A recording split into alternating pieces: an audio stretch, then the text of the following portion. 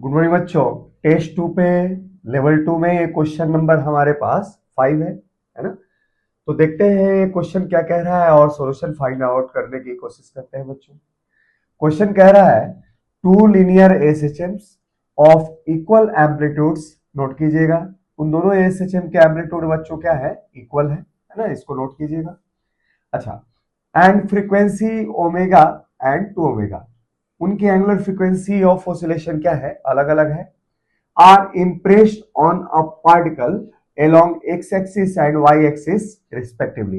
भाई एक SHM x axis के along है, दूसरा एसएचएम y एक्सिस के along है, और दोनों ही एसएचएम एक ही पार्टिकल के ऊपर एक ही साथ इम्प्रेस किए जाते हैं, है ना।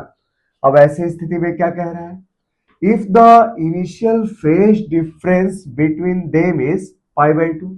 भाई इनिशियल अर्थात कि t इक्वल टू 0 पे दोनों के बीच का फेज डिफरेंस जो है अगर वो वैल्यू पाई बाई 2 हो, तो ऐसी स्थिति में then find the resultant path followed by the particle. भाई पार्टिकल किस रिजल्टेंट पाथ को फॉलो करते हुए मूव करेगा ये आपको निकालना है।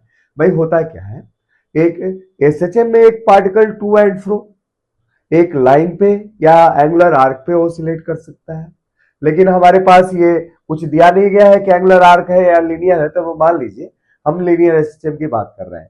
तो एक्स एक्सिस के अलोंग भी हमारे पास जब पार्टिकल ऑसिलेट करेगा तो एक लाइन पे ऑसिलेट करेगा, और वाई एक्सिस के ऊपर भी ऑसिलेट करेगा तो एक लाइन पे ऑसिलेट करेगा।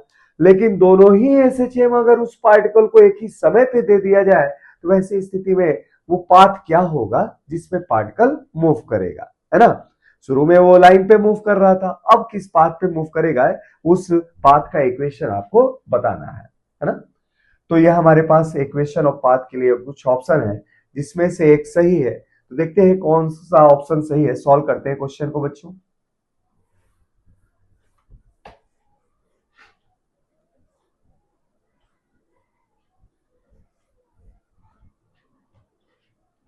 सॉल्यूशन देखिए, इक्वेशन ऑफ एसएचएम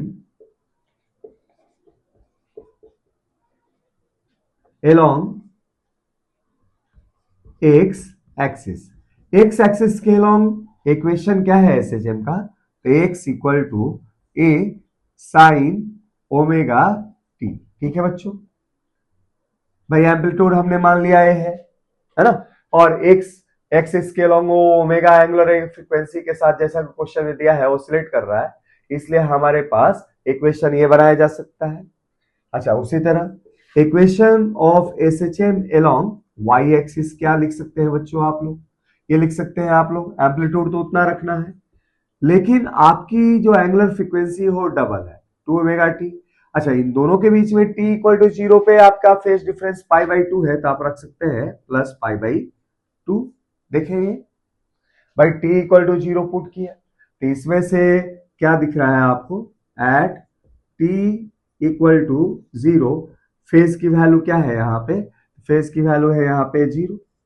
अच्छा, इसमें से क्या दिख रहा है, at t equal to 0 phase की वैल्यू क्या है बच्चों, तो t इक्वल टू 0 पुट किया तो पाई बाई 2, तो इसलिए एट t इक्वल टू 0 आपके पास कंडीशन फुलफिल हो गया। फेज डिफरेंस क्या है, तो phi 2 minus phi 1 equal to pi by 2, अर्थात कि दोनों ही इक्वेशन क्या है बच्चों, सही है। तो हमारे पास मान लीजिए ये दोनों ही एसएचएम के इक्वेशन है। अच्छा, दोनों ही एसएचएम के इक्वेशन एक ही पार्टिकल को एक ही समय पे दे दिए जाते हैं, तो रिजल्टेंट मोशन का पाथ क्या होगा। तो देखिए फिजिक्स के अंदर कोई भी पार्टिकल किसी पाथ पे मूव कर रहा है, उस पाथ का इक्वेशन अगर निकालना हो तो इसका अर्थ है कि उस क्वेश्चन में आपको क्या निकालना है बच्चों, एक्स और वाई में रिलेशन निकालना है ना। तो यहां से टी को हमें एलिमिनेट करना पड़ेगा। इसमें देखते हैं कैसे लिख सकते हैं इस चीज को।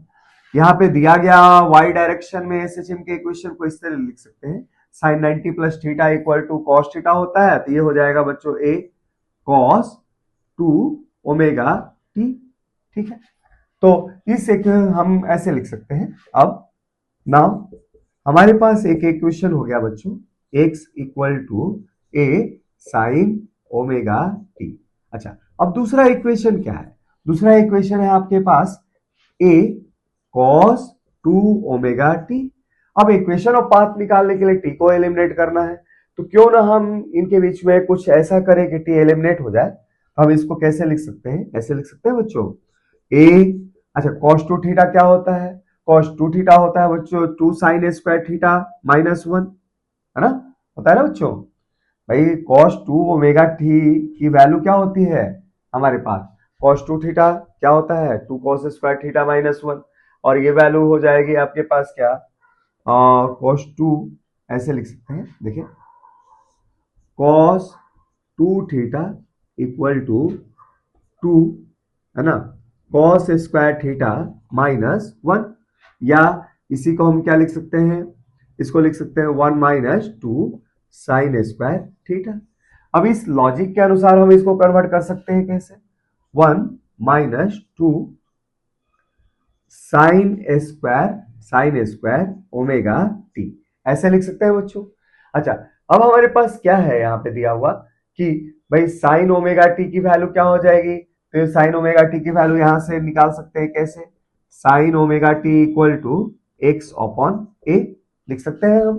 तो साइन ओमेगा टी की वैल्यू अगर यहाँ पे रख दें एक्स अपॉन ए, तो ये जो इक्वेशन बन जाएगा किसमें, वाई और एक्स में बन जाएगा। तो देयरफॉर हमारे पास y क्या लिखा जा सकता है, a, है ना, 1 - 2, अच्छा साइन थीटा की जगह पे हमने रख दिया, साइन ओमेगा टी की जगह पे क्या रख दिया, x by A, that is x square upon A square. ठीक है बच्चों, तो हमारे पास फाइनल इक्वेशन ऑफ एसएचएम बन गया है क्या, sorry final equation of path क्या बन गया आपके पास, अर्थात कि y और x में क्या आपने रिलेशन मिला आपके लिए, वो निकाल लिया हमने, कैसे देखते हैं।